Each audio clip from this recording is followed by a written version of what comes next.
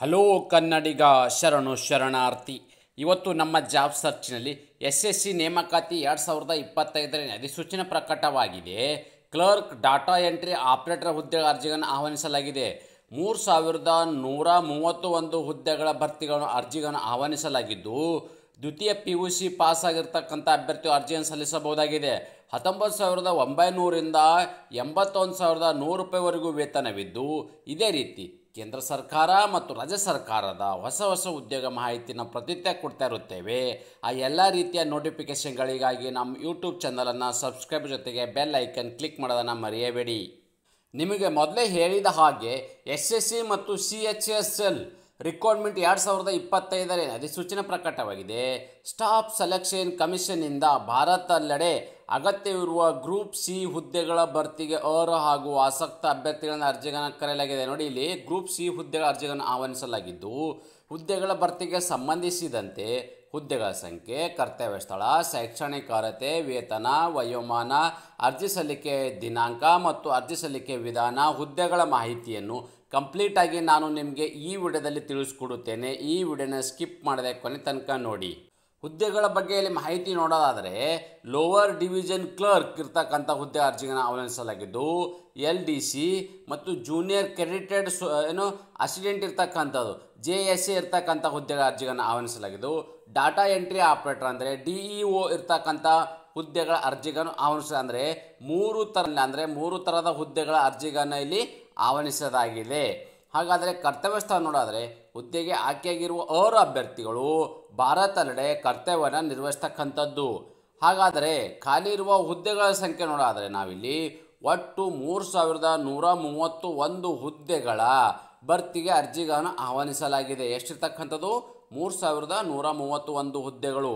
ಹಾಗಾದರೆ ನಿಗದಿಪಡಿಸಿರುವ ಶೈಕ್ಷಣಿಕ ಅರ್ಹತೆ ನೋಡಾದರೆ ನಾವಿಲ್ಲಿ ಮಾನ್ಯತೆ ಪಡೆದ ವಿದ್ಯಾಸಂಸ್ಥೆಯಿಂದ 12ನೇ ತರಗತಿ ಅಥವಾ ತತ್ಸಮಾನ ಅರ್ಹತೆ ಹೊಂದಿರತಕ್ಕಂಥದ್ದು. ನೋಡಿ, ಇಲ್ಲಿ ಸೆಕೆಂಡ್ PUC ಕಂಪ್ಲೀಟ್ ಆಗಿರ್ತಕ್ಕಂಥವ್ರು ಮತ್ತು ತತ್ಸಮಾನ ಅರ್ಹತೆ ಹೊಂದಿರತಕ್ಕಂಥ ಅಭ್ಯರ್ಥಿಗಳು ಅರ್ಜಿಗಳನ್ನು ಸಲ್ಲಿಸಬಹುದಾಗಿದೆ. ವಯೋಮಿತಿ ಬಗ್ಗೆ ನಾವಿಲ್ಲಿ ಮಾಹಿತಿ ನೋಡಿದ್ರೆ, ದಿನಾಂಕ 1/1/2026ಕ್ಕೆ ಸಂಬಂಧಿಸಿದಂತೆ ಕನಿಷ್ಠ 18 ವರ್ಷ ಇರಬೇಕು, ಮ್ಯಾಕ್ಸಿಮಮ್ 27 ವರ್ಷ. ಅಂದರೆ 1/1/2026ಕ್ಕೆ ಅನ್ವಯವಾಗುವಂತೆ ಮಿನಿಮಮ್ ಅವರು 18 ವರ್ಷ ಇರಬೇಕು, ಮ್ಯಾಕ್ಸಿಮಮ್ 27 ವರ್ಷ ಇರಬೇಕು. ಇದು ಜನರಲ್ ಕ್ಯಾಟಗರಿಗೆ ಸಂಬಂಧಪಟ್ಟ ಅಭ್ಯರ್ಥಿಗಳಿಗೆ. ವಯೋಮಿತಿಯಲ್ಲಿ ಸಡಿಲಿಕೆ ನೀಡಲಾಗಿದೆ. SC/ST ಅಭ್ಯರ್ಥಿಗಳಿಗೆ 5 ವರ್ಷ, OBC ಅಭ್ಯರ್ಥಿಗಳಿಗೆ 3 ವರ್ಷ, PWD ಅಭ್ಯರ್ಥಿಗಳಿಗೆ 10 ವರ್ಷಗಳ ಕಾಲ ವಯಸ್ಸು ಸಡಿಲಿಕೆಯನ್ನು ನೀಡಲಾಗಿದೆ. ವೇತನ ಬಗ್ಗೆ ನಾವಿಲ್ಲಿ ಮಾಹಿತಿ ನೋಡೋದಾದರೆ ತಾವುಗಳು ಗಮನಿಸಬಹುದು. Lower division clerk, junior secretariat ಮತ್ತು ಅಸಿಸ್ಟೆಂಟ್ ಇರ್ತಕ್ಕಂಥದ್ದು LDC ಮತ್ತು JSC ಇರ್ತಕ್ಕಂಥ ಅಭ್ಯರ್ಥಿಗಳಿಗೆ ಇಲ್ಲಿ 19,900 ರೂಪಾಯಿ ಇಲ್ಲಿ ವೇತನವಿದ್ದರೆ, ಡಾಟಾ ಎಂಟ್ರಿ ಆಪರೇಟರ್ಗೆ DEO ಇರ್ತಕ್ಕಂಥವ್ರಿಗೆ 25,500 ರೂಪಾಯಿವರೆಗೂ ವೇತನ ನೀಡಲಾಗುವುದು. 19,900 ರೂಪಾಯಿ ಏನಿದೆ, ಇದು ನಿಮಗೆ ಪ್ರತಿ ತಿಂಗಳು ಸಿಗ್ತಕ್ಕಂಥ ಬೇಸಿಕ್ ಸ್ಯಾಲ್ರಿ ಆಗಿರುತ್ತೆ.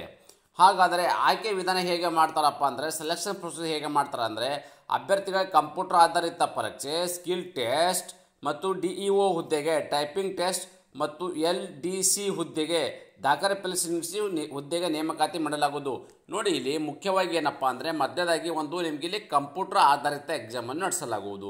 ಆ ಕಂಪ್ಯೂಟರ್ ಆಧಾರಿತ ಎಕ್ಸಾಮಲ್ಲಿ ಕ್ವಾಲಿಫೈ ಆಗಿರ್ತಕ್ಕಂಥ ಅಭ್ಯರ್ಥಿಗಳನ್ನು ಇಲ್ಲಿ ಸ್ಕಿಲ್ ಟೆಸ್ಟ್ ನಡೆಸಲಾಗುವುದು. ಅಂದರೆ ಇಲ್ಲಿ ತಾವು ಗಮನಿಸಬಹುದು, ಸ್ಕಿಲ್ ಟೆಸ್ಟ್ ಅಂದರೆ ನೀವು ಯಾವುದರಲ್ಲಿ ಸ್ಕಿಲ್ಲನ್ನು ಹೊಂದಿರ್ತೀರಿ, ಅಂದರೆ ಆ ರಿಲೇಟೆಡ್ ಹುದ್ದೆಗೆ ಸಂಬಂಧಪಟ್ಟ ಅಭ್ಯರ್ಥಿಗಳಿಗೆ ಸ್ಕಿಲ್ ಟೆಸ್ಟ್ ನಡೆಸಲಾಗುವುದು.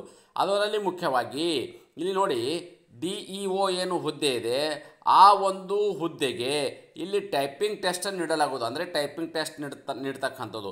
ಮತ್ತು LDC ಹುದ್ದೆಗೆ ದಾಖಲೆ ಪರಿಶೀಲನೆ ನಡೆಸಿ ನೇಮಕಾತಿ ಮಾಡಲಾಗುವುದು. ಹಾಗಾದರೆ ಯಾವ ಒಂದು ಪ್ಯಾರಾಮೀಟ್ರಲ್ಲಿ ಎಕ್ಸಾಮನ್ನು ಕೇಳಲಾಗೋದು, ಅಂದರೆ ಕ್ವಶನ್ಸನ್ನು ಕೇಳಲಾಗೋದು, ಇರ್ತಕ್ಕಂಥ ಕ್ವಶನ್ಸ್ ಯಾವುದು ಮತ್ತು ಅಲ್ಲಿರ್ತಕ್ಕಂಥ ಕಾಲಾವಕಾಶ ಬಗ್ಗೆ ಮಾಹಿತಿ ನೋಡೋದ್ರೆ, ಇಂಗ್ಲೀಷು ಲ್ಯಾಂಗ್ವೇಜ್ ಬಗ್ಗೆ ಬೇಸಿಕ್ ನಾಲೆಜ್ ಇರ್ತಕ್ಕಂಥದ್ದು, ಜನರಲ್ ಇಂಟೆಲಿಜೆನ್ಸು, ಆಪ್ಟಿಟ್ಯೂಡ್ ಇರ್ತಕ್ಕಂಥದ್ದು ಬೇಸಿಕ್ ಮತ್ತು ಜನರಲ್ ಅವೇರ್ನೆಸ್ಸು, ಅಂದರೆ ಈ ಥರದ ಒಂದು ಸಬ್ಜೆಕ್ಟಲ್ಲಿ ನಿಮಗೆ ಕ್ವಶನ್ಸನ್ನು ಕೇಳಲಾಗುವುದು.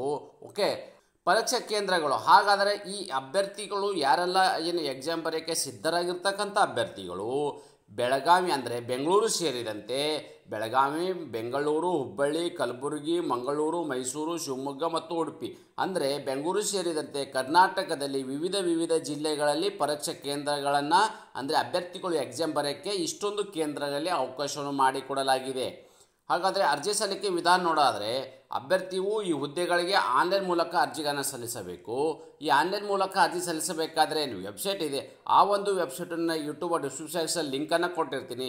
ಅದರ ಜೊತೆಗೆ ವ್ಯಾಟ್ಸಪ್ಪು ಮತ್ತು ಟೆಲಿಗ್ರಾಮ್ಗೂ ಕೂಡ ಜಾಯ್ನ್ ಆಗಿ, ಅಲ್ಲಿಯೂ ಕೂಡ ಲಿಂಕನ್ನು ಕೊಟ್ಟಿರ್ತೀನಿ. ಅದರ ಮೇಲೆ ಕ್ಲಿಕ್ ಮಾಡೋ ಮೂಲಕ ನೇರವಾಗಿ ತಮ್ಮ ಅಪ್ಲಿಕೇಶನನ್ನು ಸಲ್ಲಿಸಬಹುದಾಗಿದೆ.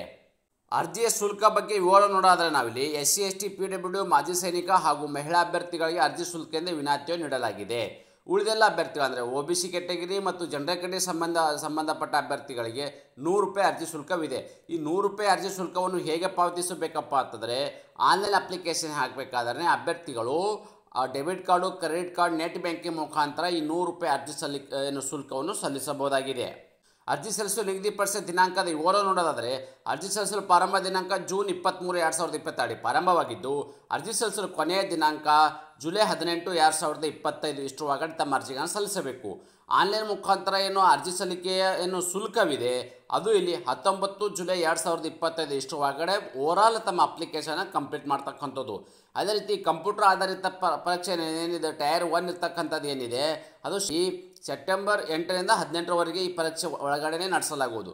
ಕಂಪ್ಯೂಟರ್ ಆಧಾರಿತ ಪರೀಕ್ಷೆ ಟೈರ್ 2 ಇರ್ತಕ್ಕಂಥದ್ದು ಫೆಬ್ರವರಿ ಅಥವಾ ಮಾರ್ಚ್ 2026ರಲ್ಲಿ ಈ ಪರೀಕ್ಷೆಗಳನ್ನು ಅಂದರೆ ಅದರ ಒಳಗಡೆ ನಡೀತಕ್ಕಂಥದ್ದೇನು ಸಮಯವಿದೆ ಫೆಬ್ರವರಿ ಅಥವಾ ಮಾರ್ಚ್ ತಿಂಗಳಲ್ಲಿ ನಡೀತಕ್ಕಂಥದ್ದು 2026. ನಾವು ಕೊಟ್ಟಿರುವ ಉದ್ಯೋಗ ಮಾಹಿತಿ ನಿಮಗೆ ಇಷ್ಟವಾದರೆ ಫ್ಯಾಮಿಲಿಗೂ ಫ್ರೆಂಡ್ಸ್ಗೂ ಶೇರ್ ಮಾಡೋದನ್ನು ಮರೆಯದಿರಿ. ನ್ಯೂ ಜಾಬ್ ಕನ್ನಡ ತಪ್ಪದೆ ಒಂದು ಲೈಕ್ ಕೊಡಿ.